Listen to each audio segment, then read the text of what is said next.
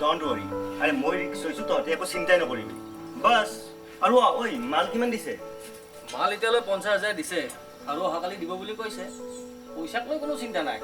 Main কথা হ'ল আমাৰ গাঁৱৰ স্কুলত পঢ়ি যোৱা ল'ৰা এজন এতিয়া প্ৰভাৱশালী ৰাজনৈতিক নেতা আৰু তেখেতে অহাকালি আমাৰ ইয়াতে পতাকা উত্তোলন কৰিবলৈ অহাটো ৰিয়েলি আমি প্ৰাউড কৰিব লাগে যাজকৰ আৰু এই সেটিংস অলমোস্ট কমপ্লিট ওই তোৰ আৰু কি হ'ল নাই কথা এটা ভাবিছো ভাবিছা বুলি গম পাইছো কি ভাবিছ সেইটো ক মানে আমি কৰবাত কিবা ভুল কৰিলো নেকি নে আমি কিবা ভুল কৰিবলৈ গৈ আছো ভুল কি ভুল আরে ভাই খুলি ক না আরে টেনশন কিয় দি আছা মানে প্ৰতি বছৰে আমাৰ ক্লাবত ধৰ্মচাৰে পতাকা উত্তোলন কৰে তেওঁক এবাৰ ক'ব লাগিছিল নেকি আৰে ভাই 15 আগষ্ট কাইলৈহে আজি এবাৰ কৈ আহিলেই হ'ল কৈ আহিলেই নহয় বল আজিয়ে কৈ আহিম বল বল বল তেনেকৈ এইটো ধৰচোন তই আমি আহি আছো বল বল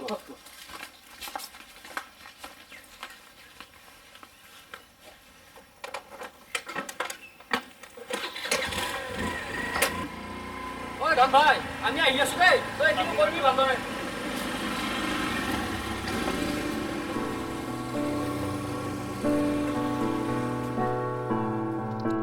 আজি নবৌ ছাৰ অলপ কাম বাকী আছে হয় নেকি তোমালোক ব্যস্ত যেতিয়া আজি আৰু জোৰ নকৰোঁ শুনিছোঁ তোমালোকে এইবেলি বৰ ডাঙৰকৈ আয়োজন কৰিছা সকলোকে মাতিছাতো জনাইছো স্যাৰ এবাৰ সকলোকে আহিবলৈ কৈছো আৰু আপোনাকো আমি কম বুলিয়ে শুনালো আৰু নাহিবনো কিয় এবাৰ পোন প্ৰথমবাৰৰ বাবে আমাৰ ক্লাবৰ পতাকা এজন ৰাজনৈতিক নেতা উলিয়াব আমাৰ কোনো কথাই নাই ৰাজনৈতিক নেতা মানে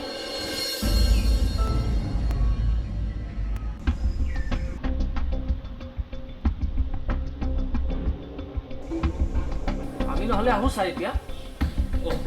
যাবাই যোৱা ন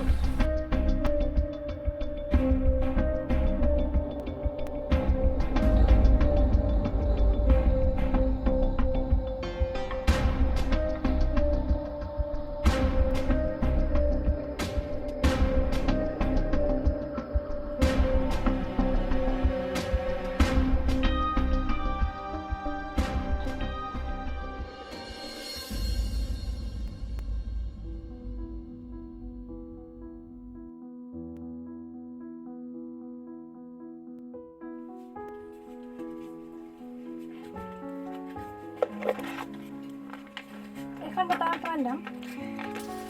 দামটো মই নাজানো ৰবা দেউতাক সুধি আহোঁ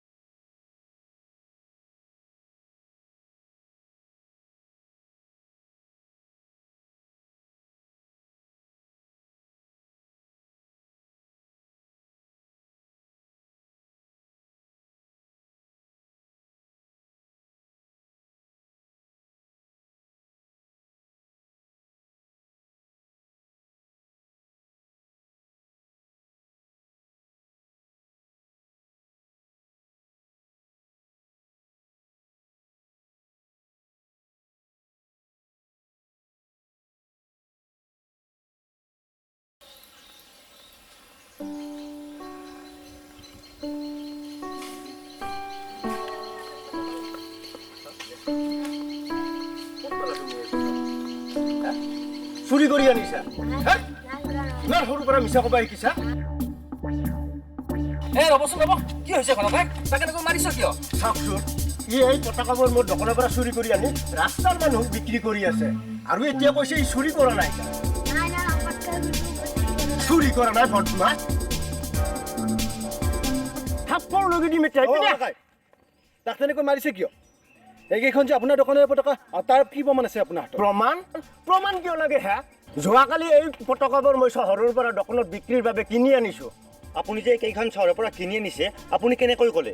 নহ'বতো পাৰে এইকেইখনেই হয় অ'ৰা বাপু 25 বছৰ দোকান কৰিলোঁ 1 বছৰ আগত দেখা নিগনিত 1 বছৰ পিছতো যদি দেখোঁ এইখনৰ চিনাত ভুল নহয় বুজিছ এই ৰ'বহে আপুনি অলপ বেছি কৈছে একেধৰণৰ পতাকা থাকিব নোৱাৰে নেকি আৰু এইকেইখন স্পেচিয়েলি আপোনাৰ কাৰণে বনাইছে মোৰ পতাকাখন মোক দিয়ক তাৰ পতাকা চুৰিও কৰিবি দাদাগিৰিও কৰিবি তোক মই পুলিচত দিহে এৰিম ৰ বাপেকে দিয়ক মোৰ পতাকা এই তোৰ পতাকা চাও এৰি দি চাও এৰি দে ৰ'বচোন ৰ'ব এৰি দে তুমি অনা পতাকা কেইখন কিমান দামত বিক্ৰী কৰিম বিক্ৰী পিছত কৰিবা আগে চোৰৰ হাতৰ পৰা পতাকা এখন লৈ লওঁ চোৰ মানে তুমি অনা পতাকা কেইখন চোন দোকানতে আছে মই দামহে সুধিবলৈ আহিছিলোঁ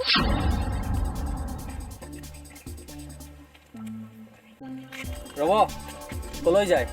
আগতে ভাইটিৰ হিচাপখিনি ক্লিয়াৰ কৰি দিয়ক হিচাপ কি হিচাপ পতাকা এখন দিলোঁ দেখোঁ ৰ'ব হিচাপ আছে বিনা দোষত তাক মাৰ ধৰ কৰিছে সি পোৱা আঘাতৰ মূল্য দিব লাগিব আপুনি কওক দিব পাৰিব তাৰ চকুৰ পৰা ওলোৱা চকু পানীৰ দাম দিব লাগিব আপুনি কওক দিব পাৰিব লাগিব পিছতে চোৰ অপবাদ দি তাৰ কোমল অন্তৰত কৰা আঘাতৰ দাগ মচিব লাগিব আপুনি কওক মচিব পাৰিব মোৰ ভুল হৈ গ'ল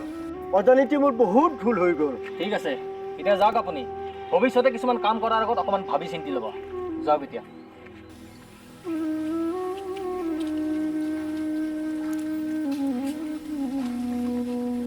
নাকান্দিবা বাৰু কোৱাচোন তুমি ইমানবোৰ পতাকা ক'ৰ পৰা আনিলা কোৱা আমি তোমাক একো নকৰোঁ ভয় কৰিব নালাগে যোৱাবাৰ স্বাধীনতা দিৱসৰ পিছদিনা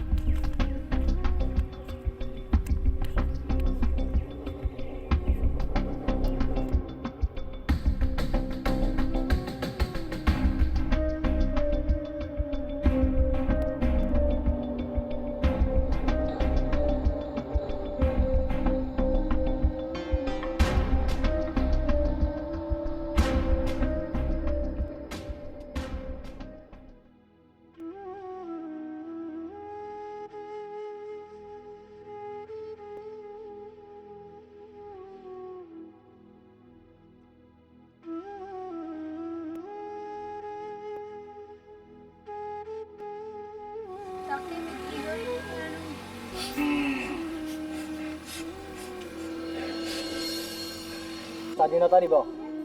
শুনিলা আমাৰ স্বাধীন দেশৰ নাগৰিকৰ দেশ প্ৰেমৰ কাহিনী তাকেই স্বাধীনতা দিৱসৰ দিনা এছামে নিজৰ গাড়ী বাইকত পতাকা এৰি ঠিকেই কিন্তু তাৰ পিছদিনা আৱৰ্জনা পেলোৱাৰ দৰে ৰাস্তাত পেলাই থৈ যায় আৰু আছামক দেখিলে এনেকুৱা লাগে যেন সিহঁততকৈ দেশভক্ত মানুহ পৃথিৱীত কোনোৱেই নাই দেশ প্ৰেম মাই ফুট এইটো কাৰণেতো চিঞৰি চিঞৰি ক'বলৈ মন যায় শুনা ৰাষ্ট্ৰীয় পতাকাখনত যদি সন্মান কৰিব নাজানা এই পতাকাখনৰ যদি মৰ্যাদা বুজি নোপোৱা তেতিয়াহ'লে এই পতাকাখন তোমালোকে হাতেৰে নচুবা তাৰ যোগ্য তোমালোক নহয় সহস্ৰজনৰ জীৱন আৰু ত্যাগৰ স্বাক্ষৰ বহন কৰা এই পতাকাখন আমাৰ সন্মান আমাৰ স্বাভিমান আমাৰ স্বাধীনতাৰ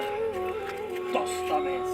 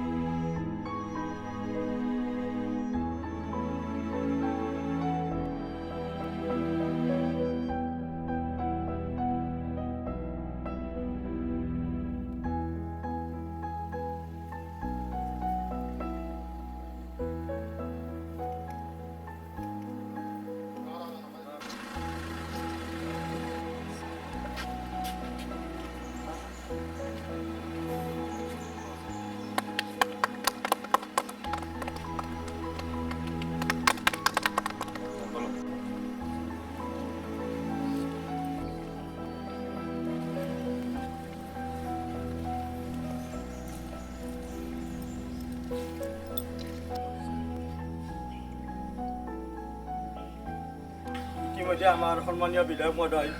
পতাকাতল উপস্থিত হৈছে, গতিকে সমূহ সন্মানীয় ৰাইজক পতাকাতলত উপস্থিত হোৱাৰ কাৰণে মই অনুৰোধ জনাইছোঁ। পতাকা উত্তোলন কৰাৰ আগমুহূৰ্তত আমাৰ বিধায়ক মহোদয়ক সম্বৰ্ধনা জনাব আমাৰ ক্লাবৰ সদস্য ৰন্তুৰ আছে।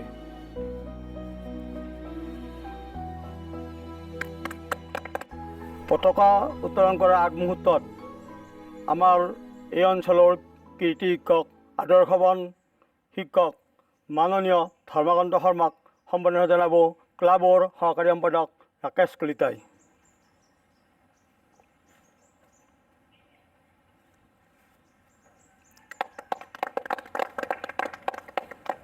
পতাকা উত্তোলন কৰাৰ আগমুহূৰ্তত আমাৰ সন্মানীয় বিধায়কক দুআষাৰ ভাষণ দিয়াৰ কাৰণে মই অনুৰোধ জনাইছোঁ। চমুটো নক'লোঁ হ'ব দিয়ক। শ্ৰদ্ধাৰ ৰাইজ, আজি 15 আগষ্ট। এই 15 আগষ্টৰ এই স্বাধীনতা দিৱসৰ শুভ মুহূৰ্তত আপোনালোক আটাইলৈকে মই স্বাধীনতা দিৱসৰ ওলগ জনাইছোঁ।